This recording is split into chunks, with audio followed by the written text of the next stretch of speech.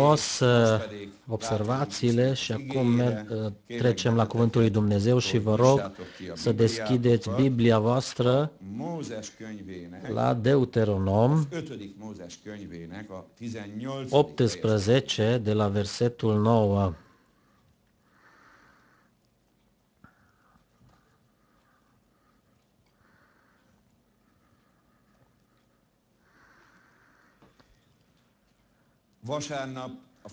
Duminică am vorbit de fata din Filipeni, în care a fost duhul pitonului al ghicitoriei și a fost foarte surprinzător pentru mine să citesc această întâmplare, că într-o roabă ce puteri spirituală e capabilă să locuiască și să obstrucționeze lucrarea lui Dumnezeu.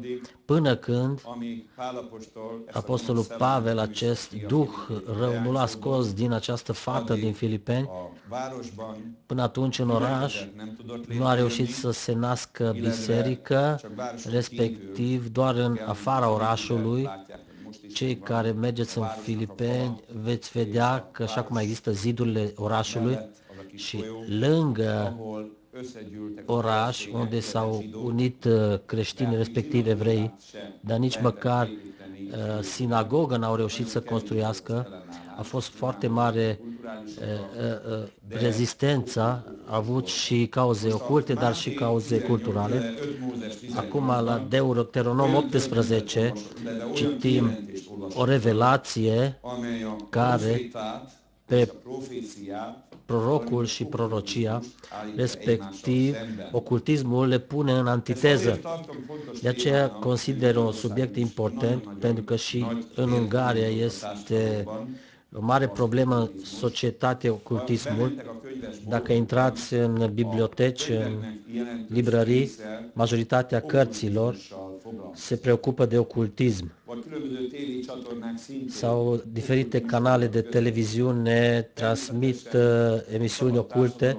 Evident, în societatea liberă au dreptul să se preocupe oamenii și cu acest lucru, dar totodată și noi trebuie să profităm de aceste ocazii, șanse, ca să reprezentăm valorile lui Dumnezeu și în legătură cu ocultismul. De aceea voi citi prima dată din Deuteronom 18 ceea ce privește acest subiect de la versetul 9. După ce vei intra în țara pe care ți-o dă Domnul, Dumnezeul tău, să nu te înveți să faci după urăciunile neamurilor acelora, să nu fie la tine nimeni care să-și treacă pe fiul său, pe fiica lui prin foc, nimeni care să aibă meșteșugul de ghicitor, de cititor în stele, de vestitor al viitorului, de vrăjitor, de descântător, nimeni care să întrebe pe cei ce cheamă duhurile sau dau cu ghiocul, nimeni care să întrebe pe morți.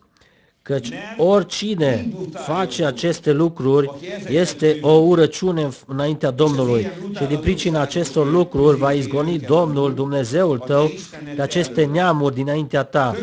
Tu să te ții în totului, tot numai de Domnul Dumnezeul tău, căci neamurile acelea pe care le vei izgoni ascultă de cei ce citesc în stele și de chicitori, dar ție, Domnul Dumnezeul tău, nu-ți îngăduie lucrul acesta.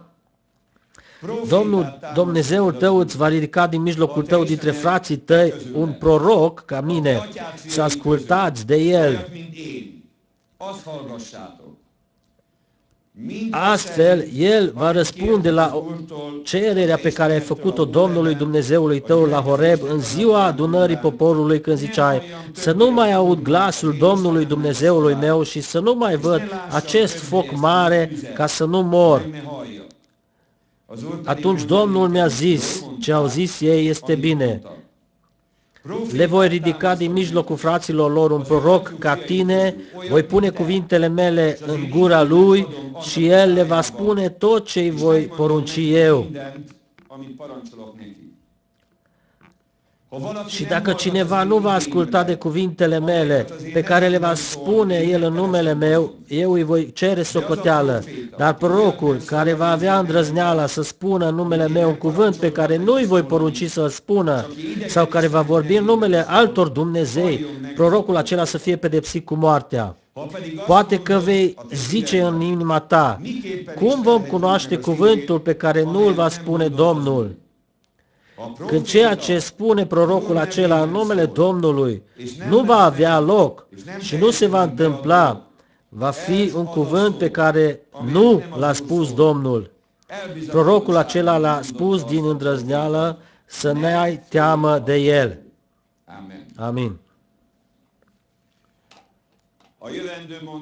Ghicitoria și ocultismul s-a răspândit și are ca și factor răspândirea lui că de multe ori este spălat împreună prorocia cu ghicitoria și ghicitorii cu prorocii. De multe ori ne întâlnim cu astfel de situații că oameni care se ocupă cu ocultism sunt prezentați ca și proroci, de aceea este foarte important că prorocul, diferența dintre proroc și ghicitor, respectiv între prorocie și ghicitorie, cum v-am mai spus, ocultismul are multe ramuri și aceste ramuri, cel puțin în 3 familii, în ghilimele, le putem împărți. Una este ramura științei, cunoștinței, care împarte informații prin duhuri rele cu oamenii. Acela este ramura puterii, care mai ales execută vrăjitoriile și supunerea omenirii, respectiv a naturii. A treia ramură este a vrăjitoriei și a deocherii, care poate să influențeze puternic oamenii,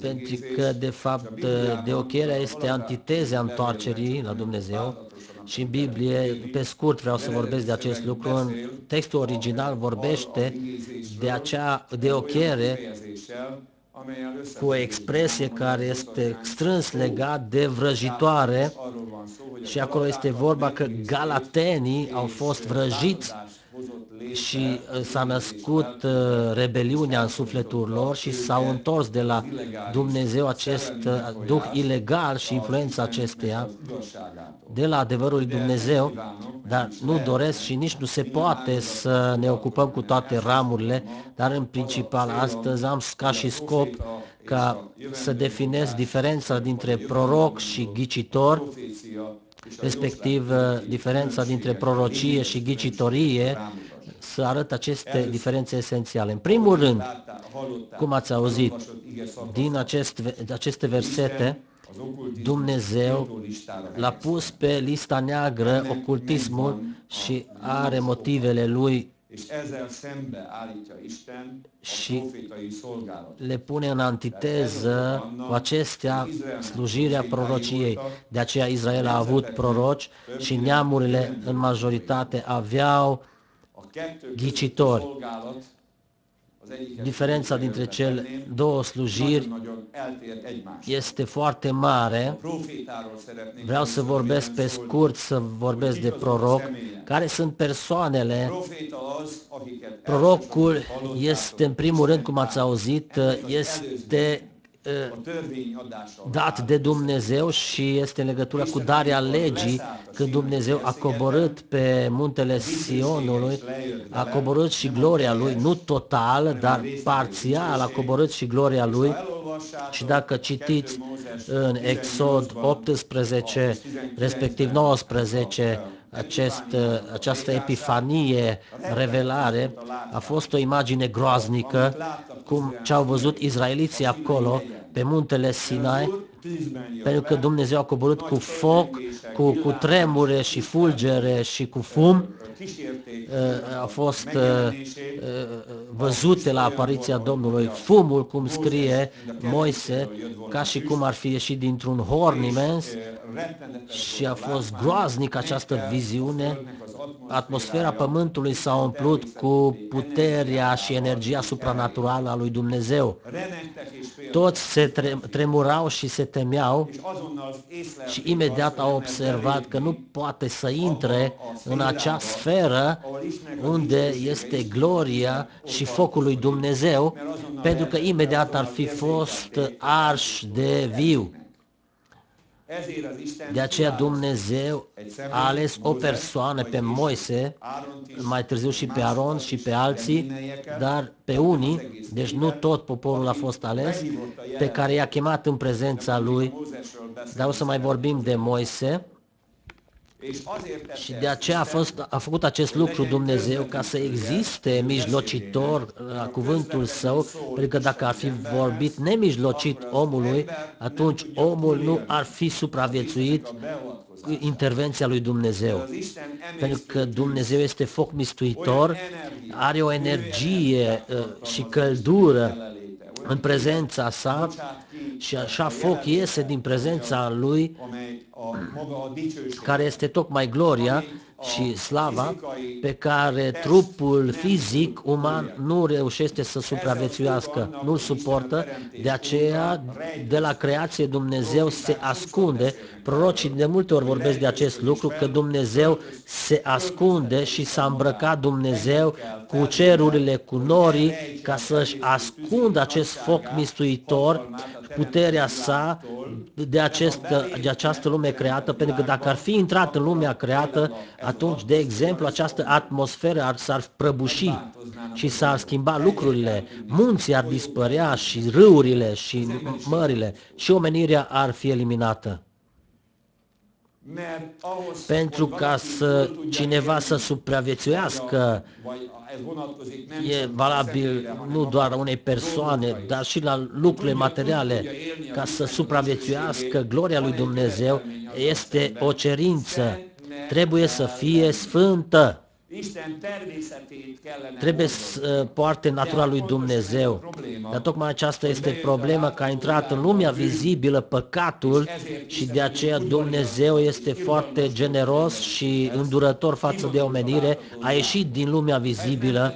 Dacă n-ar fi făcut-o, atunci nu am mai fi fost aici, nu ar mai exista mântuire, n-ar mai exista proroci și nici Biblie, ci cariera pământească a omenirii la primul pas ar fi fost un eșec total și veșnic. Dar slavă Domnului că Dumnezeu s-a retras, s-a abținut și a fost evident acest lucru și la darea legii și un popor a văzut clar acest lucru și acesta este deosebitul secret al evreilor, cum zice Biblia, că un singur popor există pe pământ căruia Dumnezeu și-a arătat gloria și au văzut focul mistuitor și de aceea a zis Dumnezeu să nu faceți niciun chip cioplit, să nu mai faceți pentru voi Dumnezei, pentru că ați văzut că eu am apărut în foc mistuitor și când am apărut nu ați văzut nici o formă. Și după aceea multe locuri Dumnezeu ne revelează, ne spune că în lumea fizică, vizibilă, materială, nu există niciun lucru creat care poate fi asemănat cu Dumnezeu, pe care îl putem asemăna cu El. Pe deasupra, nici omul nu l-a văzut pe Dumnezeu. Dacă nu l-am văzut, nu putem nici asemăna niciun lucru din această lume cu care să-l putem folosi, ca despre Dumnezeu să dăm o imagine reală. Atunci rămâne o singură soluție ca să-L cunoaștem pe Dumnezeu, care se numește revelarea. Că Dumnezeu în sine se revelează și Dumnezeu, prin această revelare, permanent de 6.000 de ani, se reține, se abține și pe Sinai, dar o parte a șechinei sale a apărut, dar și în epistola către evrei ne confirmă că a fost o viziune groaznică și imediat au zis izraeliții lui Moise că du-te tu, păi pe tine te-a chemat Dumnezeu, tu te-ai întâlnit cu Dumnezeu, tu să vorbești cu El și ce spune ție Dumnezeu, transmite-ne și noi ascultăm de tine, te vom urma.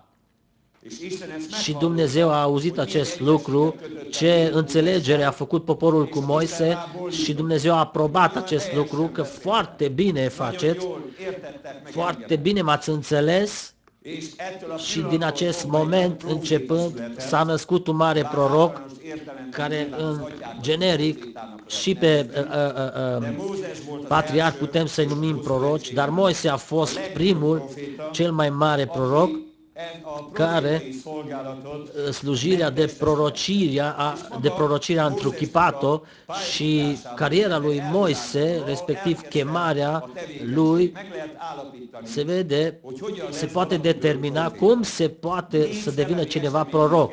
Trebuie să se întâmple 4 evenimente spirituale în jurul unei persoane ca să devină proroc adevărat. În primul rând, Dumnezeu Atotputernic trebuie să-l aleagă. Prima dată este alegerea. Oricât de se ne bagiocoresc oamenii, motivul bagiocoririi este această conștiință de autoalegere, deci mulți se autoaleg, dar alegerea este tocmai că este un eveniment subiectiv și este dependent de persoana respectivă. În acest caz, cea mai mare persoană a Universului, a celei mai înalte lumi, cea mai mare persoană din această lume, care a creat lumea, El, în eternitate, înainte de nașterea omului, pe unii alege pe anumite slujiri, oameni buni. Asta nu înseamnă că sunt mai presus. Dacă ați observat, am folosit un cuvânt care se referă la datorie. Cel mai adesea acești oameni au fost persecutați și majoritatea și-a terminat cariera pământească cu moarte ca și jertfă. Au fost uciși. Deci acesta este primul, alegerea. A doua este chemarea. Chemarea este când Dumnezeu îi vorbește omului respectiv care s-a născut și aude cuvântul lui Dumnezeu respectivul și răspunde la această chemare și intră prin supunere în prezența lui Dumnezeu. Două am zis până acum. Vine a treia. Ungerea. Ungerea este acel eveniment carismatic, spiritual, când Dumnezeu din Duhul Său revarsă peste persoana respectivă și îl denumește pentru executarea slujirii lucrurile lui Dumnezeu și care sunt incluse în planul lui Dumnezeu, pentru că planul lui Dumnezeu cu capacități naturale nu le putem executa, capacitățile naturale sunt insuficiente pentru executarea planului lui Dumnezeu și a fost adevărat și în Vechiul și în Noul Testament acest lucru.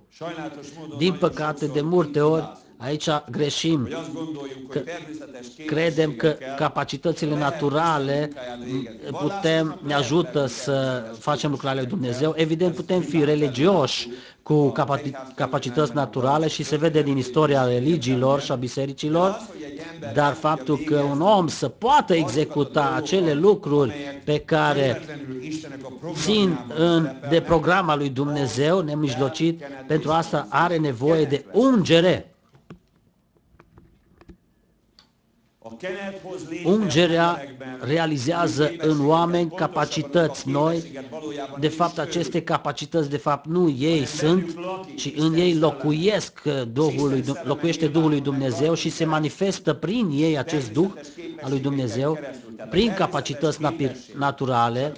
Deci între capacitatea naturală și a ungerii există o relație evidentă, pentru că altfel n-ar exista ungere. Ungerea are ca și esență, ca să folosesc o imagine orientală, că pielea oilor, de exemplu, a fost unsă cu ulei împotriva gândacilor și dăunătoarelor, ca să rămână sănătoase oile, sau preoții cu sânge sau cu ulei au fost unși ca să devină capabili pentru slujire. Evident, acestea sunt doar simboluri, dar ungerea adevărată este la Duhul lui Dumnezeu. De aceea spune într-un loc Scriptura că prorocii sunt oamenii Ruahului, adică al Duhului lui Dumnezeu, sunt oameni peste care Dumnezeu și-a revărsat Duhul și Duhul îi face capabili ca să facă lucrurile lui Dumnezeu. Patrulea lucru important este trimiterea, misiunea. Când Dumnezeu spune celui ales, chematului și unsului său, du-te și fă cu tare lucru. În Biblie este important că la timpul potrivit trebuie să facem lucrarea lui Dumnezeu. Nu se poate nici mai devreme, nici mai târziu. Deci hai să vedem, de exemplu, chemarea lui Moise legat de acest aspect, care este în Exod 3. Este o întâmplare deosebit de frumoasă. Cred că mulți ați văzut filmul Cele 10 porunci. Poate acest film a reușit să redea cât de cât cel mai bine. Evident, e departe de realitate, dar totuși ne dă o imagine cum s-a întâmplat de fapt chemarea lui Moise. De la versetul 1, Exod 3. Moise păștea turma socrului său, Ietro, preotul Madianului. Odată a mânat turma până dincolo de pustie și a ajuns la muntele lui Dumnezeu, la Horeb. Îngerul Domnului s-a arătat într-o flacără de foc care ieșea din mijlocul unui rug. Moise s-a uitat și iată că rugul era tot un foc și rugul nu se mistuia deloc. Moise a zis, am să mă întorc să văd ce este această vedenie minunată și pentru ce nu se mistuie rugul. Domnul a văzut că el se întoarce să vadă și Dumnezeu l-a chemat din mijlocul rugului și a zis, Moise, Moise! El a răspuns, iată-mă. Dumnezeu a zis, nu te apropia din locul acesta, scoateți încălțămintele din picioare, căci locul pe care calci este un pământ sfânt. Și a adăugat, și să mai citesc un verset, eu sunt Dumnezeul tatălui tău, Dumnezeul lui Avram, Dumnezeul lui Isaac și Dumnezeul lui Iacov. Moise și-a ascuns fața că se temea să privească pe Dumnezeu. Amin. Deci, acum aș dori să ilustrez aceste 4 evenimente, alegerea, chemarea, ungerea și trimiterea, misiunea, în cazul lui Moise. În primul rând este alegerea. Cum putem să determinăm că Moise a fost ales? Părinții lui s-au prins imediat, de aceea în Evrei scrie că au văzut că copilul este plăcut. Acest cuvânt în greacă este în relație cu harul, cu carisul. Deci au văzut părinții lui Moise pe copilaș harul și nici au avut nici gând să execute porunca faraonului din Egipt, pentru că a văzut harul peste copil. Evident, însemnat că în viața lui Moise deja, înainte de zămislire, Dumnezeu, în mod supranatural, a intervenit și probabil pentru că Dumnezeu, prin porunca lui veșnică dinainte, eu zic că nu e generică, dar în cazul lui Moise există așa ceva, că în veșnicie deja a rânduit Dumnezeu ca să facă un eliberator lui Israel și va avea ca și slujire să scoată Israel din captivitate. Asta deja în veșnicie a fost determinat acest lucru, pentru că Dumnezeu înainte, cu 430 de ani, cu Avram Dumnezeu a decis și a zis lui Avram că urmașii tăi cât vor petrece în Egipt, dar îi voi elibera.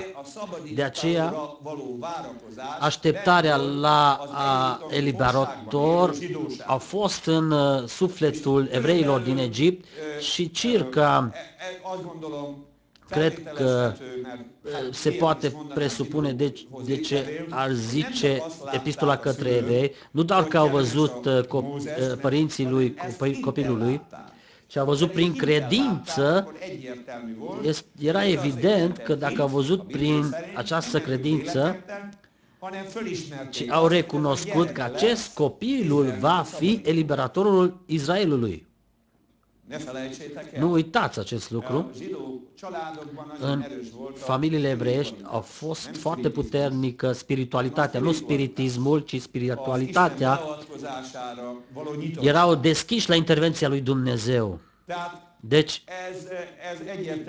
este evident că a fost alegerea și această întâmplare înseamnă că Moise, care înainte s-a asimilat cu cultura egipteană, și este foarte interesant cum se poate acest lucru, cred că pentru scriitori este o întrebare și pentru psihologi foarte interesantă, că s-a crescut ca și prințul Egiptului și cum spune Ștefan că a fost până la cele mai înalte nivele în cunoștințele egiptenilor, în construcție, în armamente și în altele și totuși în această cultură nu au reușit să-i nimicească identitatea de evreu, pentru că la vârsta aici este greșeala cu trimiterea, că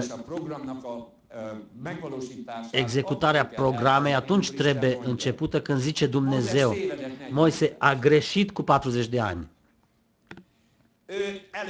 El a vrut mai devreme, dar nu asta e esențial în cazul lui Moise, ci esența este că un om spălat la creier și în acest anturaj cultural, că evreii au fost urâți, că acest om să devină egiptean pe deasupra faraonul egiptean a ajuns la o vârstă că nu are amintiri când era adult, totuși a avut o identitate puternică de evreu. Asta înseamnă că a zis că la 40 de ani a venit vremea ca să intră în această postură de eliberator și să elibereze Israelul. A fost o greșeală, dar nu de asta vreau să vorbim, ci de faptul ce duh puternic a fost în Moise, ceea ce demonstrează că a fost ales. Alegerea întotdeauna este la nivel spiritual, deci pune duh puternic Dumnezeu în acel om și în Duhul lui pune niște capacități, indiferent în ce anturaj cultural îl așează, așa se cade de pe el cultura respectivă ca și că nu se poate lipi de el. Deci nu poate să-l asimileze. Odată s-a ridicat și gata. Când s-a ridicat Moise, a văzut un evreu original. A căzut de pe el toată cultura egipteană, cei înainte au încercat să-l spele, de aceea mulți se tem de evrei, pentru că au un duh puternic în ei. Și de alții se tem în care au duh puternic, pentru că identitatea lor nu se bazează pe lucruri umane, ci au o filozofie, cunosc că până când nu se întruchipează Duhul omului, are o imagine despre realitate independentă de cunoștințe, uite multe lucruri când intră în trup și Duhul intră într-o dezvoltare, dar mai ales când omul respectiv are experiențe carismatice, imediat îi pică mreaja de pe ochi și are o viziune clară care este de neexplicat.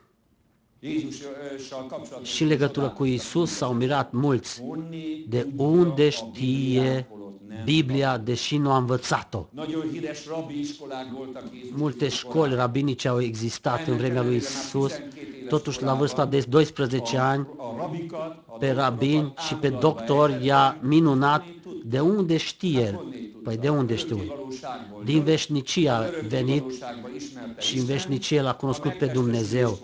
La întruchipare, evident, ca și rezultat al golirii, au fost anumite pierderi la nivel de cunoștințe, dar cum s-a dezvoltat, Biblia accentuează că și în duh și în suflet s-a dezvoltat, deci a evoluat și deodată a apărut în el acea cunoștință despre Dumnezeu care a avut-o înainte de întruchipare.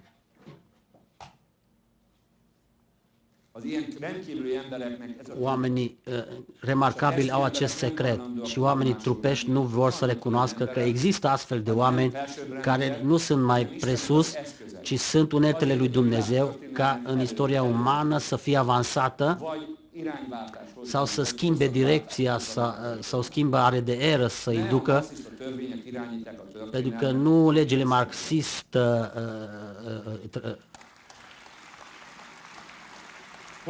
guvernează lumea, ci o persoană.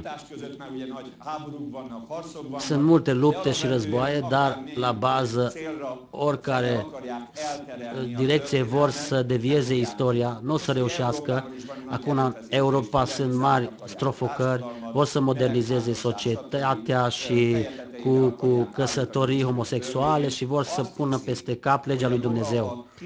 Ei cred că cele 10 porunci și după ei cred că reușesc să dea o altă direcție istoriei. Se poate, dar va fi catastrofală. Există o singură direcție viabilă pe care o arată legea și Evanghelia.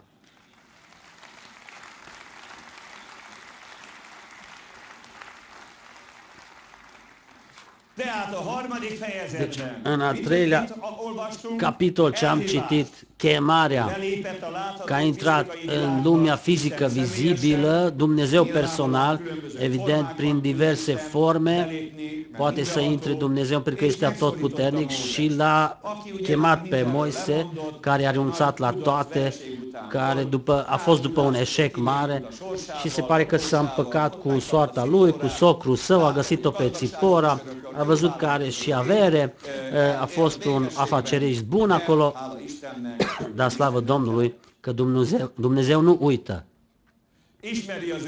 Își cunoaște pe ai săi și la vârsta de 80 de ani, când deja ceilalți deja cred că gata,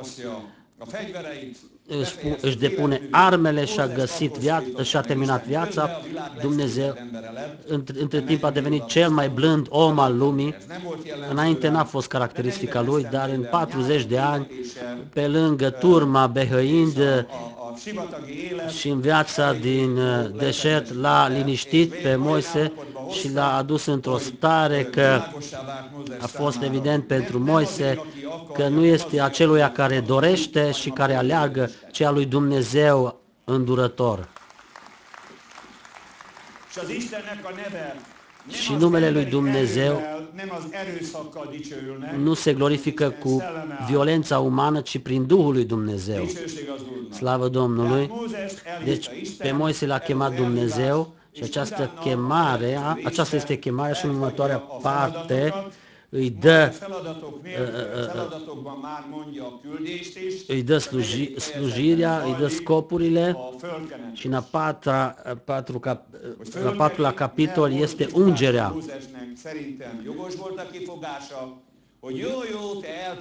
Bine, bine, mă trimiți, zice Moise, o să spun mesajul tău, fraților mei, că tu mi-ai apărut, dar îi cunosc.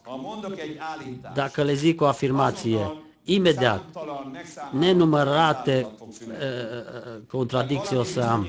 Deci îmi trebuie o dovadă să-mi dai cu care să mă legitimez în fața poporului că nu sunt proroc fals, că nu am mâncat prea multă urdă sau ceva droguri orientale, și am ajuns în extaz și într-adevăr Tu mi-ai apărut în fața mea. Și atunci vedem că Dumnezeu l-a uns. Ce este în mâna ta? Toiac, aruncă-l. L-a aruncat. S-a făcut șarpe, prinde-l. S-a temut. Până la urmă s-a lăsat și a prins coada și s-a făcut din nou toiag. Moise nu i-a ajuns nici asta. Puneți mâna în haină, s-a făcut lepros, scoate-l, s-a curățat. Deci puterea lui Dumnezeu imediat a venit peste Moise, deci a avut Moise trimiterea, chemarea și ungerea și misiunea. Du-te și apare în fața lui Faraonului, în fața Faraonului și spune-i să lase poporul. Și așa, cam asta este exemplu clasic a unei slujiri a unui proroc. Încă un verset, lăsați-mă să vă arăt, legat de Ieremia, la care am făcut referire, că există alegere dinainte, nu putem să-l facem absolut, că poate să dea naștere multor interpretări greșite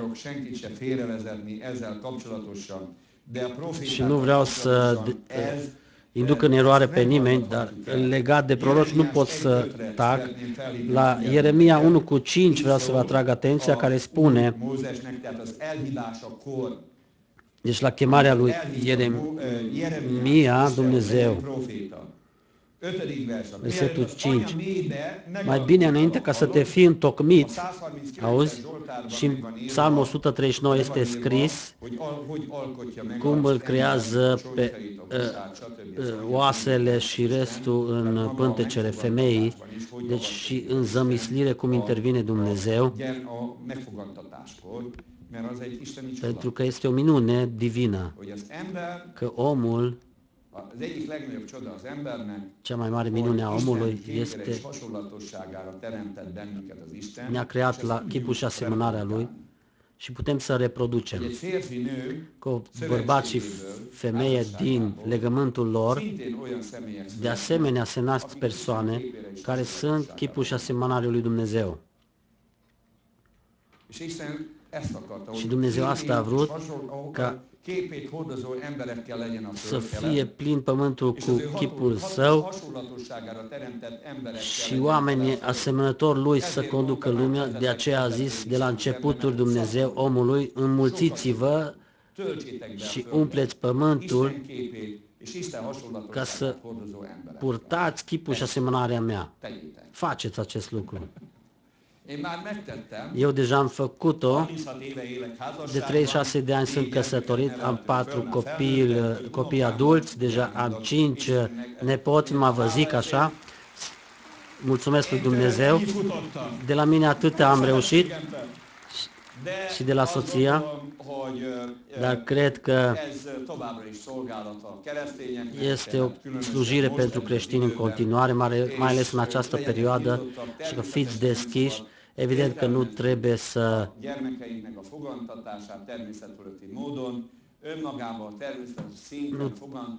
pe plan natural se zămislesc copiii și cresc. Este o binecuvântare imensă și este darul lui Dumnezeu, cum spune Biblia.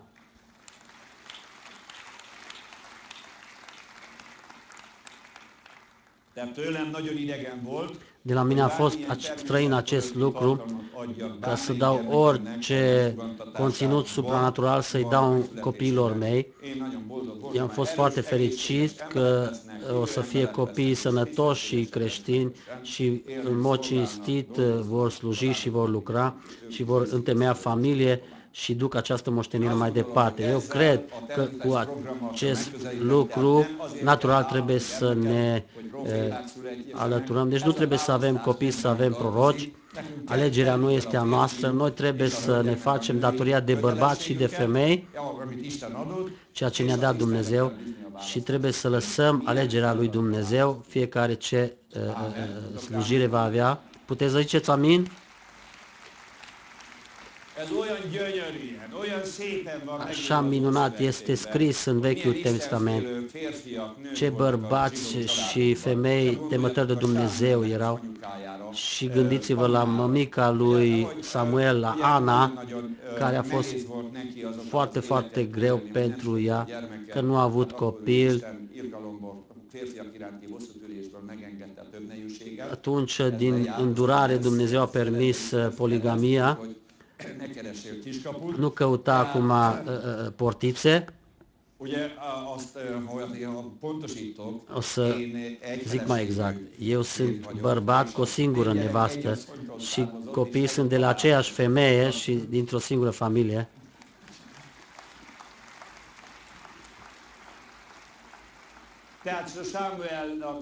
Deci legat de Samuel, doamna a fost foarte șifonată pentru că n-a avut copii, dar slavă Domnului că Dumnezeu a ascultat-o și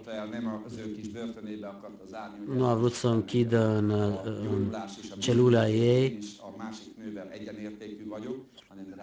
ci a dat lui Dumnezeu acest copil, a cerut de la Domnul, i-am promis și vreau să-l sfințesc. Și l-a dat lui Dumnezeu. Și ce a fost răspunsul? I-a dat și mai mulți copii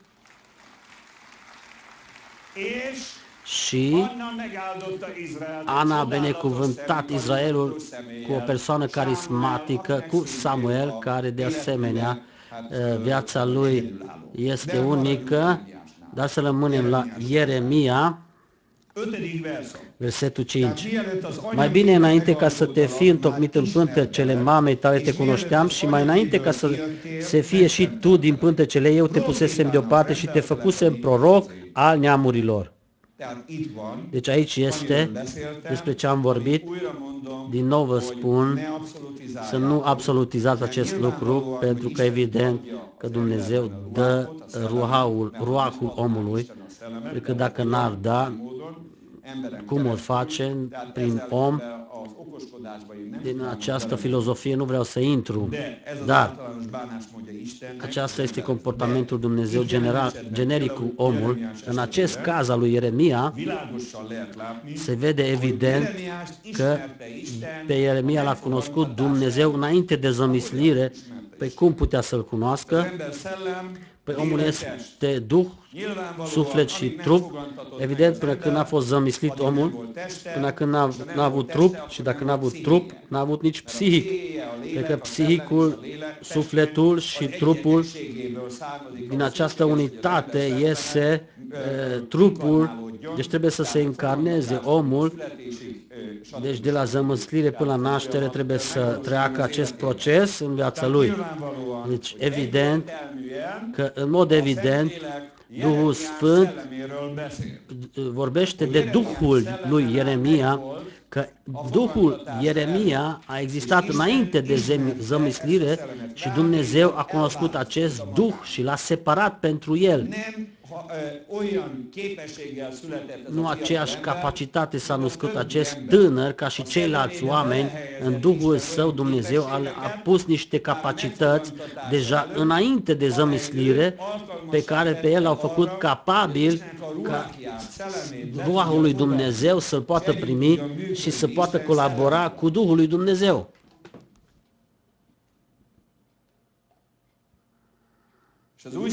Și Noul Testament este, de aceea zice Noul Testament că a dat pe unii să fie proroci, apostoli, învățători, pastori, evangeliști. Dacă vorbim de aceste daruri de slujire, deci nu vorbesc de cei care se auto-intitulează, ci de aceia care sunt chemați de Dumnezeu. Pe Duhul acelora Dumnezeu i-a cunoscut înainte de zămislire și în care a așezat Dumnezeu niște lucruri cu care a stabilit condițiile succesului în activitatea lor umană. Nu cea divină, pentru că asta se întâmplă la chemare și la ungere. Înainte Dumnezeu trebuie să pună și condițiile umane, care o face prin faptul că în Duhul omului își bagă mâna. Deci îl cunoaște, deci nu înseamnă numai că îl cunoaște, ci evident cunoașterea înseamnă comuniune, că așează ceva în acel Duh pe care, de fapt, din viața lui o să înțelegem ce slujiri speciale a fost el numit. Îmi pare rău, dar antropologia materială a distrus aceste lucruri interesante, din cauza căruia doar și în Evul Mediu au învățat să respecte excelența umană. Astăzi nu există așa ceva, pentru că oamenii cred că Dumnezeu nu are rol la zămislire, are rol, dar evident nu trebuie să înțelegem că trebuie să conștientizăm, pentru că din roade putem să ne dăm seama, sau din viața lui până la moartea lui, care îl legitimează, atunci îl primesc. Societățile din Vechiul Testament erau foarte sceptici și după moartea lor au trecut decenii până când i-au canonizat și au legitimat viața lor și revelațiile lor și au luat printre Sfinții lui Dumnezeu. Deci n-au fost păgâni, la păgâni a fost caracteristic că dacă cineva a mințit, imediat s-a făcut un cult în jurul lui, dar cuvântul lui Dumnezeu i-a învățat pe evrei că de multe ori cu scepticism destructiv sau de multe ori constructiv să definească această chemare. Și astăzi este o problemă, de aceea vorbesc, diferența dintre prorocie și ghicitorie, pentru că așa credulitate există pe acest plan în creștini și observ din păcate și în alți oameni observ că dacă cineva spune un lucru despre viitor, deja este crezut. Dacă trebuie să fim sceptici în ceva, acela este informația despre viitor, pentru că trebuie analizat atent. Acele informații cum le primesc. Aici doar scepticismul constructiv ne poate păzi să ne deviem. Dacă nu, atunci vor fi pagube imense în viața respectivului.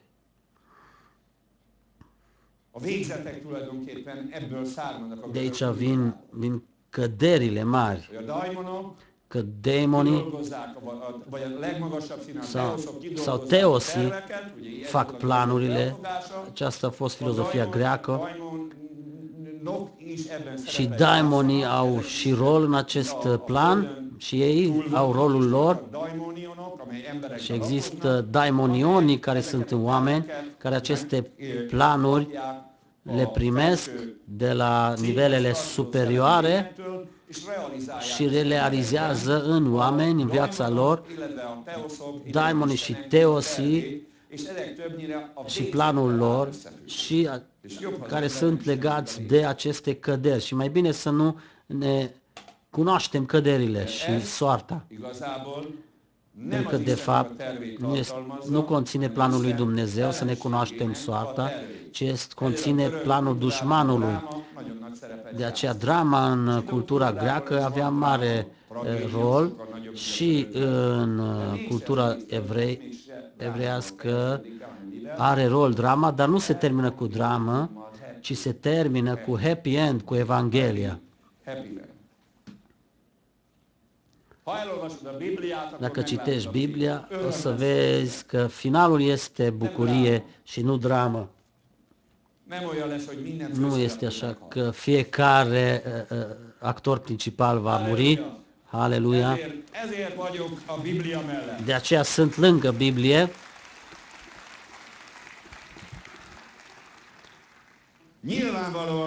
Evident că sunt multe întrebări legate de acest aspect și văd că fantezia a mișcat-o de ce se întâmplă cu Duhul omului înainte de zămislire.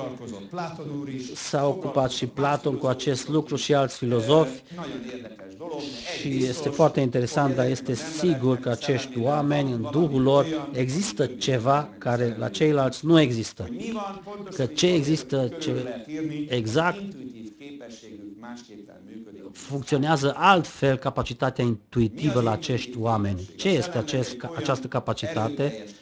Este capacitatea Duhului puternică care poate să apuce lucrurile supranaturalului și adevărurile acesteia. Sigur, pentru asta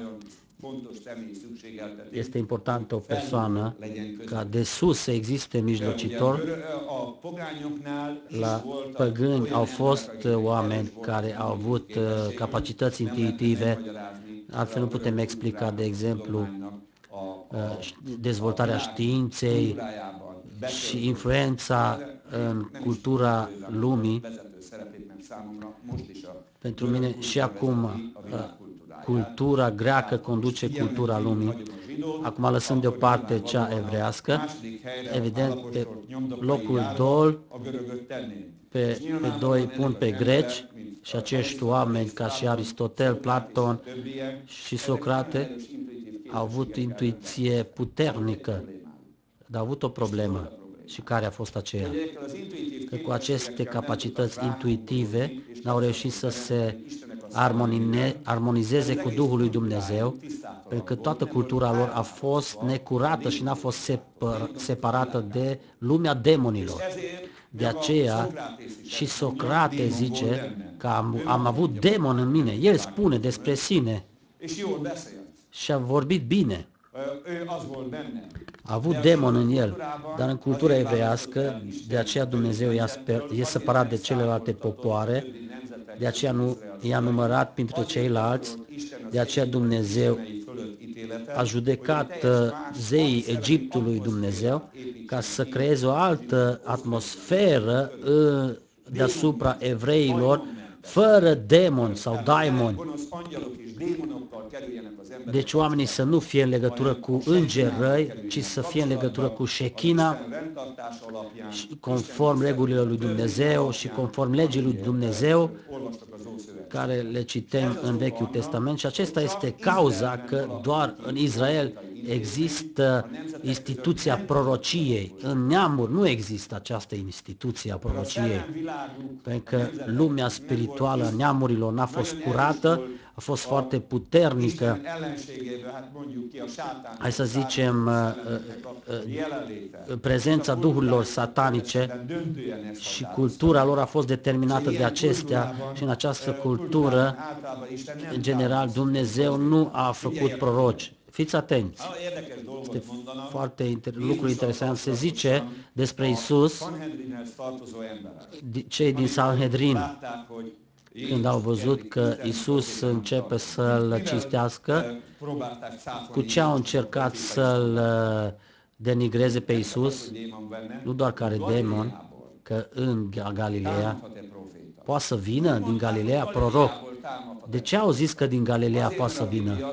Pentru că Biblia spune despre Galileea că este Galileea păgânilor. Despre ce vorbește Biblia? Că a fost sincretism pe acest plan și evreii n-au crezut că dintr-o cultură sincretistă poate să iasă un proroc. Mi-e rău când vine un om din ocultism și imediat zice că el este proroc și începe să prorocească. În această cultură nu este capabilă. Pentru asta creștinitatea în mod spiritual și moral trebuie să fie așa stabil și așa atmosferă curată să trăiască creștinii în acest plan ca Dumnezeu să poată facă proroci. Dar până când e plinătate de demoni și de ocultism, până atunci de fapt e vorba de vrăjitori și de ghicitori și de excroci de care să nu asculți. Dar am speranța că, am încrederea că Dumnezeu poate să facă proroci și neamurilor, dar pentru asta trebuie să creăm atmosfera spirituală, ca Duhul lui Dumnezeu să se odihnească, să nu fie amestecat această atmosferă, pentru că la luarea revelației, la viziunea în lumea supranaturală poate să le încurce diferitele forțe spirituale rele, de aceea trebuie să fim foarte atenți noi creștinii și vedem de asemenea în Biblie se arată cine este familia, că evreii știau foarte bine că aceste familii au trăit sub lege sau nu, dacă au fost separate de ocultism și de închinarea la idol și de obicei prorocii din astfel de anturaj spiritual erau născuți.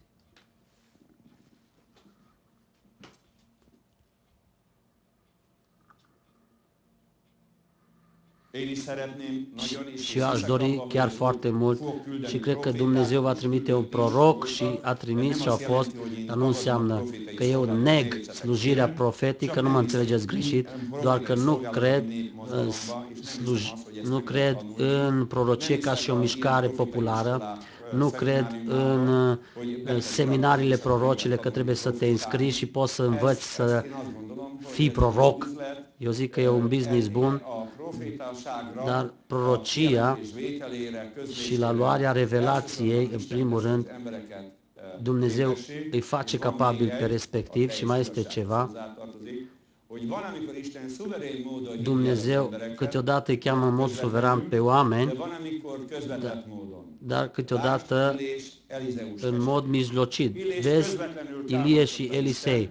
Pe Ilie l-a chemat nemijlocit, dar pe Elisei prin Ilie. Legat de Elisei, n-aș putea să zic că nu a fost dinainte în planul lui Dumnezeu slujirea lui de proroc, dar evident cum el s-a atașat de Ilie și l-a urmat și până la ultima clipă și a îndeplinit acele condiții ca Duhul lui Ilie și ungerea lui să vină dublu peste viața lui, a însemnat că a avut un Duh în Elisei care nu putea să fie de la el, că este scris în Biblie că și voința Dumnezeu o dă.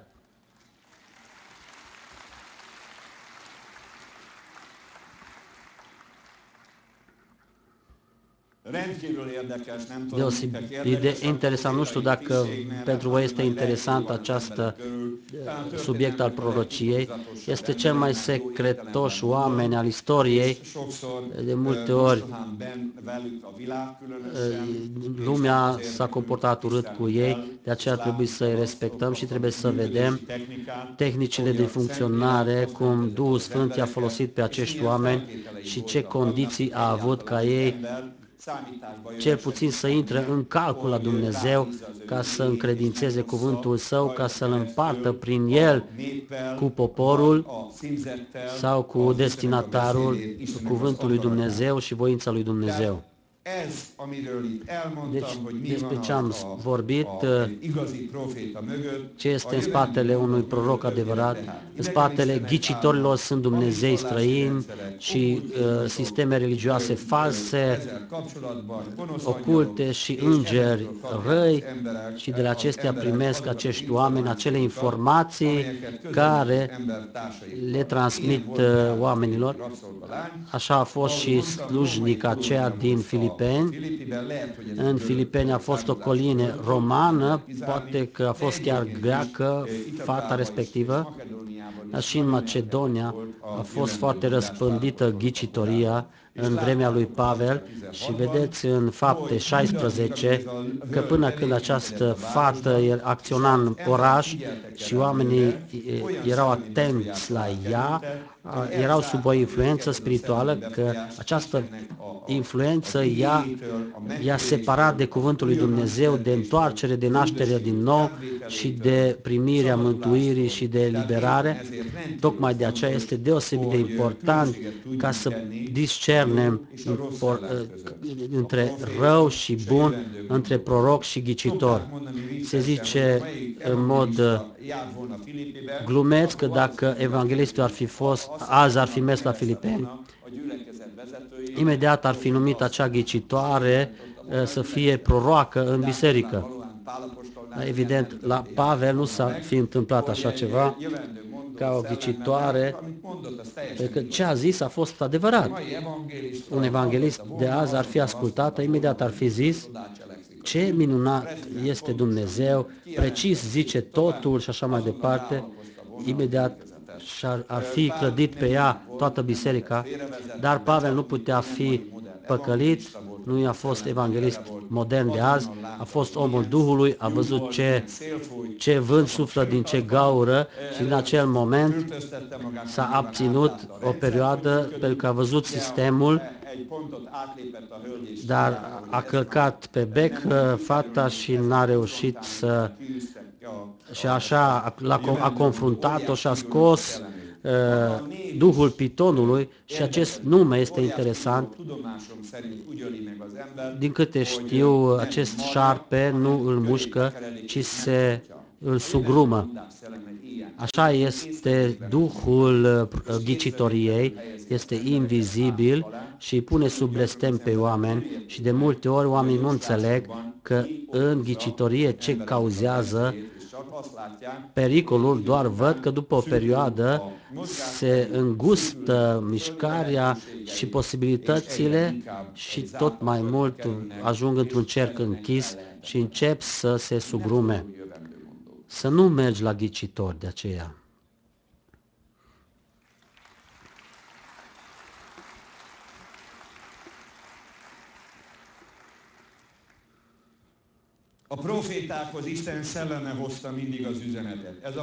Prorocilor întotdeauna Duhul lui Dumnezeu a adus mesajul. În perioada slujirii prorocilor, permanent, Duhul Sfânt era în comuniune permanentă cu prorocii. Epistola a doua lui Petru, să răsfoiți.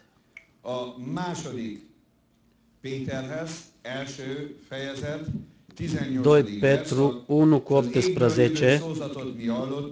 Și noi înșine am auzit acest glas venind din cer când eram cu el pe muntele cel sfânt și avem cuvântul prorociei făcut și mai tare, la care bine faceți că luați aminte, ca la o lumină care strălucește într-un loc întunecos până se va crăpa de ziua și va răsări luceafărul de dimineață în inimile voastre.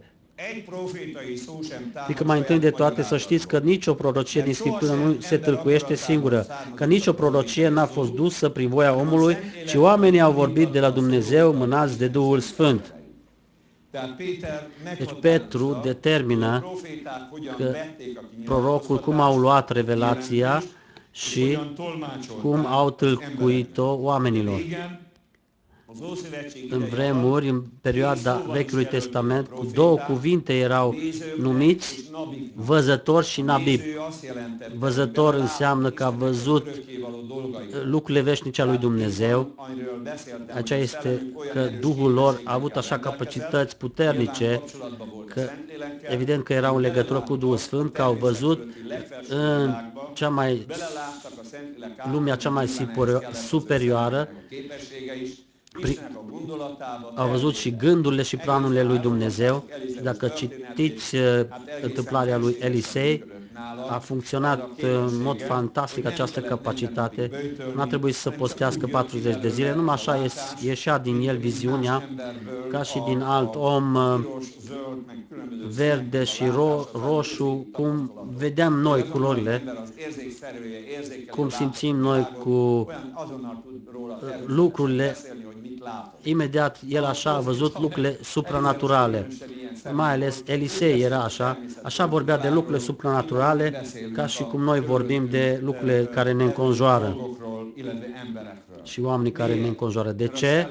Pentru că Duhul Său a fost într-o stare și avea capacități și evident și ungerea a fost așa mare în Duhul Său că permanent era în direct ca și telespectatorii acum.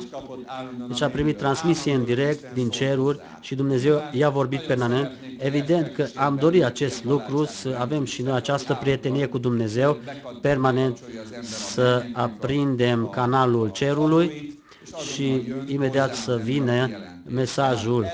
Dar asta încă o dată vă spun, iese la iveală că omul intră într-o pregătire specială în care permanent omul se separă de acele influențe exterioare care poate să perturbeze această relație intimă cu Dumnezeu. Cum a venit revelația? Revelație, cum am spus, că Dumnezeu a ieșit din lume și este taină și nu putem să apucăm adevărul Său, de aceea Dumnezeu trebuie să se reveleze și adevărul Său și El a decis la darea legii că nu așa va revela adevărul Său prin epifanie, prin prezentare, pentru că dacă ar face-o, atunci lumea n-ar rezista, pentru că Dumnezeu este foc mistuitor, de aceea Dumnezeu a zis că voi face proroc și prin Moise a fost instituită această instituție a prorociei și asta în mod desăvârșit a fost împlinit de Isus, pentru că nu este doar Mesia și proroc și preot și rege. Și la Ioan citim că cu Nataniel transmite că acel proroc de care vorbește și Moise, hai să vezi și tu prorocul acesta despre care vorbește Moise. Deci Moise nu vorbește de proroci, ci vorbește de prorocul care este Mesia. Ca să mai spun mai exact, Isus este proroc în sensul că în mod clar a văzut voința lui Dumnezeu, dar este o diferență între Isus Hristos și prorocii din Vechiul Testament. Prorocii din Vechiul Testament, în centrul mesajului era suferința lui Hristos și gloria sa. Evident au zis și alte lucruri, dar acesta era punctul central. Dar în prorocia lui Isus nu acesta a fost central, ci care lucru? A vorbit și despre sine, dar nu acesta a fost mesajul central. Gândiți-vă la Ioan 17, zice Tatălui că eu ți-am revelat numele, deci care a fost slujirea lui de prorocie, ca să reveleze pe Dumnezeu ca și Tatăl. Prorocii din Vechiul Testament, prin Duhul lui Hristos proroceau și mesajul central era suferința lui Hristos și gloria lui Hristos și evident că nu e vorba doar de Evanghelie, ci de împlinirea totală și la a doua venire. Deci toate programele mesianice le includ prorociile din Vechiul Testament. Întrebarea, aceste secrete despre univers, cum putem să le recunoaștem? Cum spunem, prin revelare, și revelatorul este Dumnezeu însuși. El aduce informația despre aceste taine și le demască în fața aleșilor și Duhul Sfânt aduce aceste revelații și lumina pentru proroci și prorocul are ca și datorie ca în numele lui Dumnezeu sau în locul lui Dumnezeu să vorbească. Când numele sau în locul lui Dumnezeu vorbește, vorbim de nabi și când vorbim de relația dintre om și Dumnezeu, cum vede omul lui Dumnezeu în planul atotputernicului și în gândurile și voința sa, se numea văzător.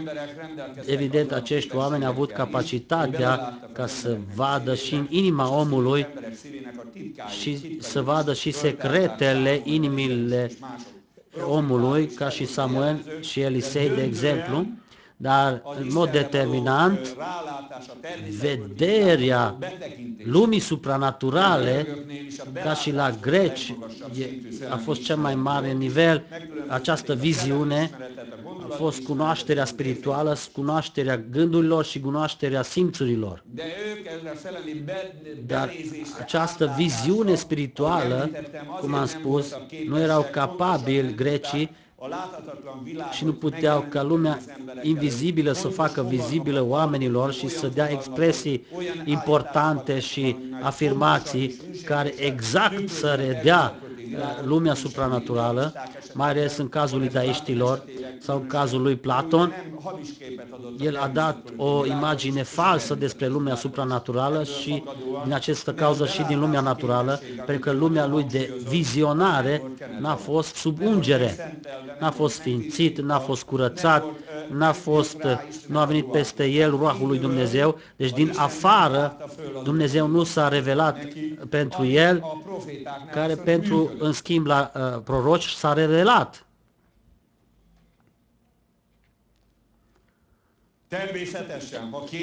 În mod natural, dacă cer de-a Dumnezeu, cu toate că nu vei fi proroc, poate să deschide capacitatea Duhului tău. Eu zic că fiecare creștin trebuie să se străduie, de aceea zice la Efeseni Pavel, slavă Domnului, și se roagă pentru creștini să primească Duhul înțelepciunii, să-și cunoască chemarea lor și puterea și măreția lui Iisus Hristos, cu care Dumnezeu a binecuvântat omenirea prin Iisus Hristos, prin faptul că l-a înviat din morți și l-a așezat pe tron și a supus toate domnitorile și toate regatele și această lume și următoarea lume și l-a făcut capul bisericii. De multe ori, creștinii așa ne uităm ca și vițelul la poarta nouă. Despre ce vorbește Pavel? Pavel vorbește de realitate, realitatea care a văzut-o. Și noi, până atunci, noi este poartă nouă, până când nu avem această capacitate pentru care s-a rugat și Pavel. Și eu mă rog și tu roagă-te permanent ca această capacitate spirituală și de vizionare și de auzire și de cuprindere să ne ungă Dumnezeu și să nu se strice. Este cea mai importantă comoară, de aceea zice Dumnezeu să-ți păzești decât orice comoară mai bine inima ta. Dacă inima ta e goală, dar de la aceste valori va fi foarte valoroasă inima ta. Nu mă înțelegi greșit, vorbesc de valori veșnice, nu de naturale. Evident, e valoroasă inima naturală. Deci prorocii așa au fost, că Duhul Sfânt aducea mesajul, Dumnezeu i-a sfințit pe acești oameni și faptul cum au înregistrat și cum au tâlcuit mesajul. Erau proroci care scriau, alții vorbeau, dau cu grai viu. Erau alții care n-au rămas numele în istorie, alții vorbeau și evident au fost care trebuia să și facă acțiuni profetice ca să ilustreze și astfel voința lui Dumnezeu.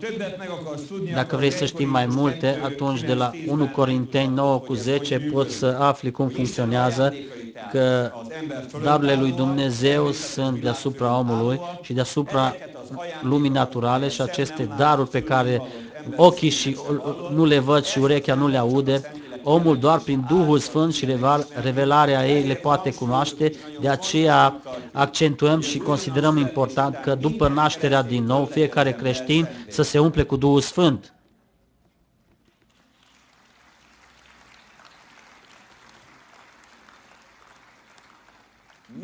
De ce? Pentru că este foarte important să ai cunoaștere nemijlocită fiecare om despre Dumnezeu, pentru că cunoașterea personală îți dă încredințare puternică și nașterea din nou îți dă încredințare, dar Duhul Sfânt îți dă și mai mare încredințare în Duhul tău și va fi și mai puternic convins în Duhul nostru că suntem copiii lui Dumnezeu, cum zice Pavel, că Duhul nostru împreună cu Duhul Sfânt mărturisește că suntem copii lui Dumnezeu, astfel suntem moștenitori și colegi moștenitori cu Iisus Hristos. Deci identitatea spirituală a omului va fi construită și clădită dacă ia Duhul Sfânt și e plin de Duhul Sfânt și astfel puterea Duhului Sfânt și personalitatea Lui în noi permanent înnoiește și menține în noi această identitate spirituală. Nu, întotdeauna avem astfel o șansă să ne înnoim și să avem identitate spirituală puternică.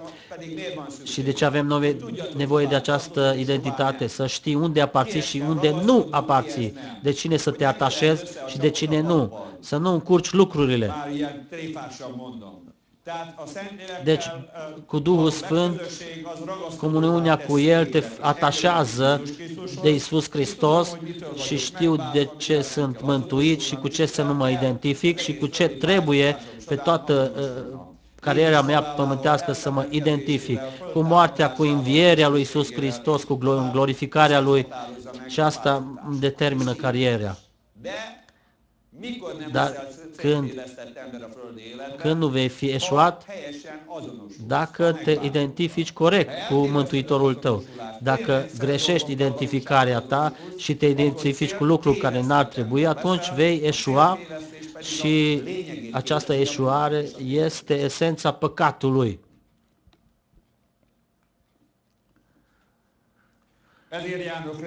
De aceea vin în mod regulat la biserică și citesc Biblia, de aceea mă rog în mod regulat, de aceea încerc regulat să mențin relația cu Duhul Sfânt, pentru că am nevoia permanent ca să mențin direcția corectă.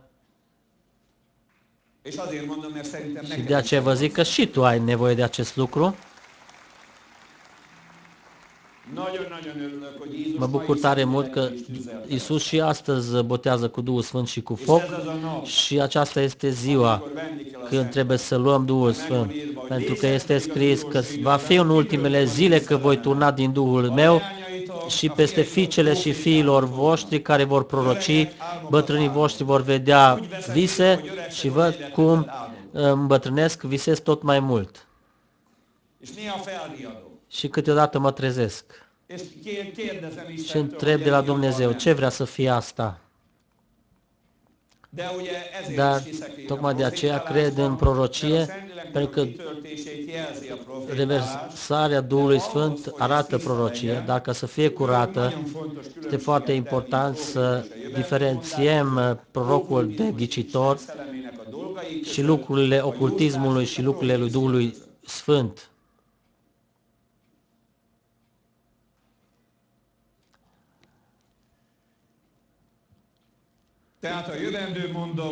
Deci, legat de ghicitori, duhurile rele dau informații privire la lucruri și evenimente, în antiteză cu prorocii, unde Duhul Sfânt dă informația cu privire la viitor, dar și despre trecut și de la actual și ceea ce va fi în viitor, cum zice Iisus despre Duhul Sfânt, că este foarte important că prorocia sau afirmațiile legate de viitor să recunoaștem conținutul spiritual. Dacă Pavel ar fi fost orb cu privire la lumea spirituală, această fată l-ar fi păcălit, pentru că această ghicitoare fată nu ar zis nicio afirmație neadevărată. Dar Pavel nu doar conținutul verbal știa la această fată, ci se uita și la Duh. Din ce izvor vine acest Duh? Ce Duh lucrează în ea? Și a recunoscut bine că este Duhul ghicitoriei și a judecat acest Duh. Și de aceea este foarte important să fii atent nu doar la conținut, și la Duh de asemenea. A fost nou născut, a avut legătură cu Duhul Sfânt, ce viață morală are, de aceea analizează foarte atent acele persoane care în mod pozitiv zic că pot fi bănuiți că a ieșit cuvântul lui Dumnezeu și poate să ia revelația lui Dumnezeu.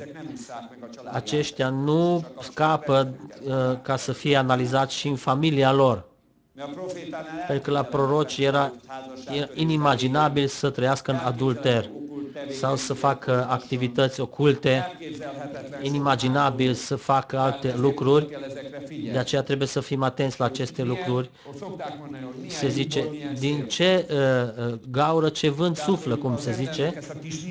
Deci această gaură, limbă, care este cea mai mică mădulara nostru, ce îl pune în mișcare, este un duh mincinos sau este sub puterea Duhului Sfânt. Isaia nici n-a început slujirea de proroc până când n-a primit foc peste limba lui ca să ardă Dumnezeu necurăția din gura lui și vorbele lui necurate, pentru că Isaia zice când a văzut gloria lui Dumnezeu că s-a terminat pentru că locuiesc prin poporul cu gura necurată și vorbim de poporul din Vechiul Testament care cunoștea legea. Imaginează-ți dacă am ajunge noi în gloria lui Dumnezeu, ce am fi zis noi? În ce oameni lucrăm? Între ce oameni locuim noi? N-ar fi zis că necurat, ci oameni care înjură, care iese răul din limba noastră. Sunt convins că Dumnezeu, în prezența lui Dumnezeu ar fi evident acest lucru. Și într-o lume astfel împovărată verbal, cum poți să vorbești cuvântul lui Dumnezeu, cum să reprezinți? Prin faptul că separăm inima și limba noastră de la vorbele obscene și profane, care din păcate colegii noștri și compatrioții noștri le folosesc. Pentru că din belșugul inimii vorbește gura și ce îl face necurat pe om, nu ce iese, nu ce intră, ceea ce iese. Cu limba putem să ne stricăm aproapele nostru, putem ucide și să zicem lucruri imorale și să presăm oamenii în lucruri imorale și să rupem prietenii și să inducem ură printre cei care se iubesc și așa mai departe. Astăzi în Ungaria omuciderea caracterului este la modă. Astăzi oamenii nu în adevăr și cu fapte vrea să vorbească, ci vrea să pună mâna pe influență prin uciderea caracterului, prin faptul că pe rivalul său îl pune în culori diabolice și îl criminalizează, îl demonizează și mulți oameni nu prin eforturi și rezultate vrea să obțină avansarea, ci prin omuciderea caracterului concurenței. Și așa este și din păcate și în cercurile creștine. Astăzi sunt cercuri care se urăsc, care cred că creșterea și-o pot obține prin faptul că cercuri mai bune decât ei îi calomniază, îi înjură și zice lucruri neadevărate despre acestea ca să-i discrediteze, să demoleze încrederea oamenilor legat de ei, pentru că sunt oameni de succes și biserici de succes și cred că prin asta soluția este ca acestea să le împroaște cu noroi și să le distrugă cinstea, pentru că dar este evident că fie pe plan politic sau spiritual sau cultural sau economic, fie vorba, cu violență verbală putem cauza pagube imense și sunt de acord cu cei care spun că această prigonire în multe cazuri este mai rea și decât prigonirea fizică, pentru că prigonirea fizică ai o șansă ca să fii martir, dar omuciderea caracterului te privează și de acest lucru, te bagă printre păcătoși ordinari și n-ai ce să faci, pentru că nu poți să mergi în jurul țării, să spui, să zici că ești inocent, pentru că atunci ești și mai dubios. Deci este foarte greu să te apări împotriva acestor atacuri verbale. Și pe Iisus de aceea l-au răstignit. Iisus a fost foarte popular în viața lui pământească, cu toate acestea au reușit să facă uciderea caracterului anumite grupuri influente, pentru că au zis, da, au repetat aceleași minciuni nefondate până când au obținut condamnarea la moarte. Știm că așa trebuia să se întâmple, ci Dumnezeu a văzut ce este în inima omului și cât de rău este omul și cât de invidios este, pentru că aceasta este motivația principală. Dacă omul este invidios și nu prin muncă, prin rezultate și eforturi, ci prin călcarea în picioarea celuilalt, atunci ajungem în mod evident la omuciderea caracterului și atunci societatea este deschisă pentru asta și îi place minciunea și să vorbească minciunea și eu zic că societatea maghiară, în majoritatea ei, este caracteristic acest lucru.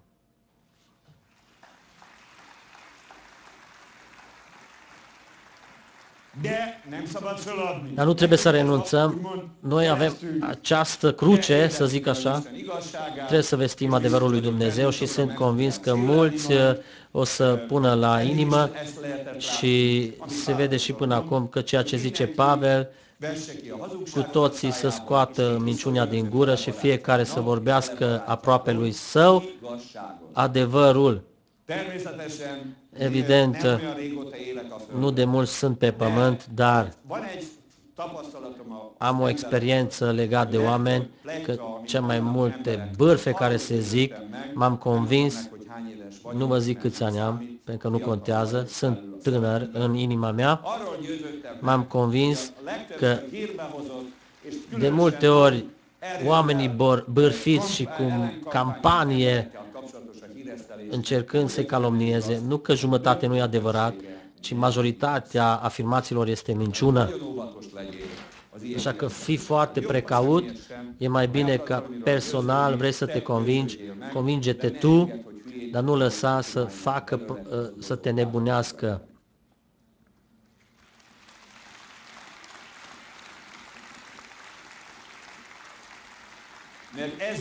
Pentru că aceasta deja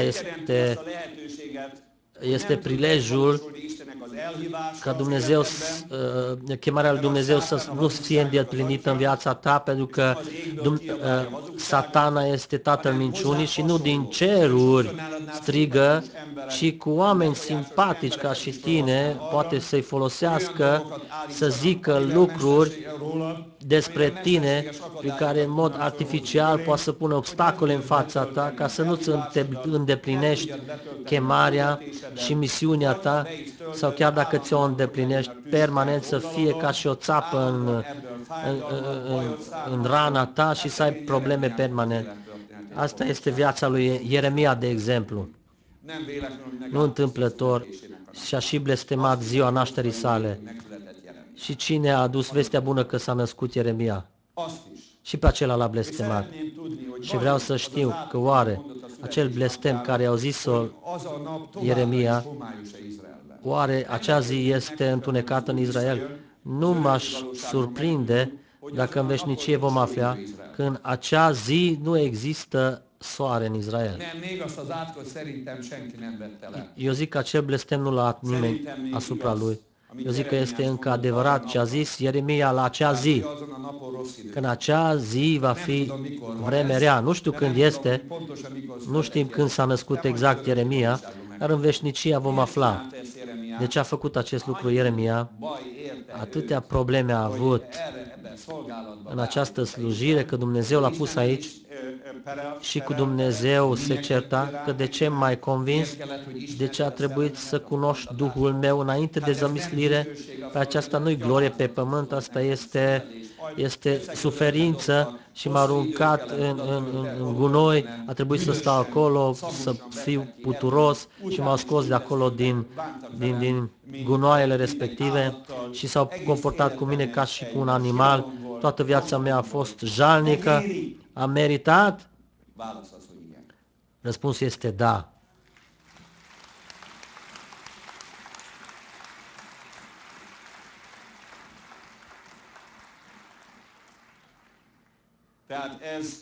Deci, acest lucru la prorocii adevărați nu îți dă renume și nici premiul Nobel și nici măcar premiul Seceni sau Kossuth, ci mai degrabă o grămadă de dureri în toată viața lor și până la finalul vieții au murit necunoscuți. Citește Epistola către Evrei, capitolul 11. Prin Pavel recapitulează Duhul Sfânt soarta acestor oameni și concluzia este că la acești oameni valoroși, minunați, lumea nu îi recunoaște. Nu cu ei a fost problema. Deci așa trebuie să vezi acest lucru. Slujirea de prorocie. Poți să vrei această slujire, evident, dar și acum sunt lucruri și subiecte tabu, dacă Dumnezeu ar băga mâna și foarte direct ar vorbi despre acestea și prin Duhul Sfânt aceste cuvinte ar fi puse în gura ta, nu sunt convins că ai avea o soartă mai ușoară decât Ieremia.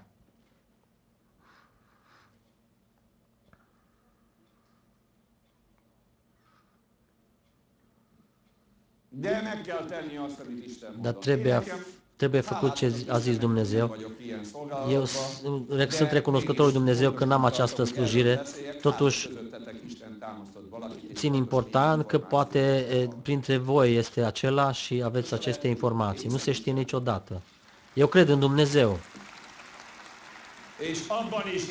Și cred în faptul că nu și-a terminat lucrarea pe pământ și cred în faptul că nu întâmplător te-a chemat pe tine.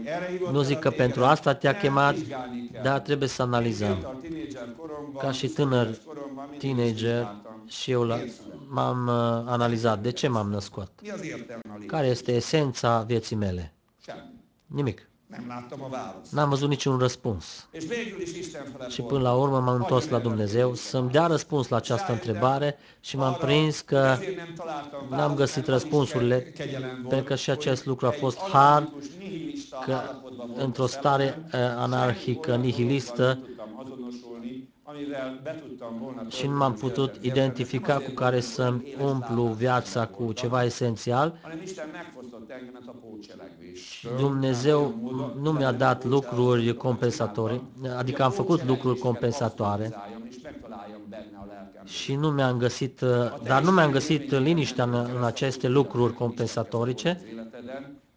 Dacă și tu ai trăit așa, înseamnă că harul lui Dumnezeu a fost peste tine înainte să te fi întors. Trebuie să terminăm, dragi frați, trebuie să vă spun că îmi place acest subiect, așa că vă promit că continui. Dar sper că nu va fi o plăcere egoistă, ci este binecuvântare și pentru voi. Este foarte important să ne ocupăm cu aceste subiecte și cu aceste adevăruri. Deci, acesta nu este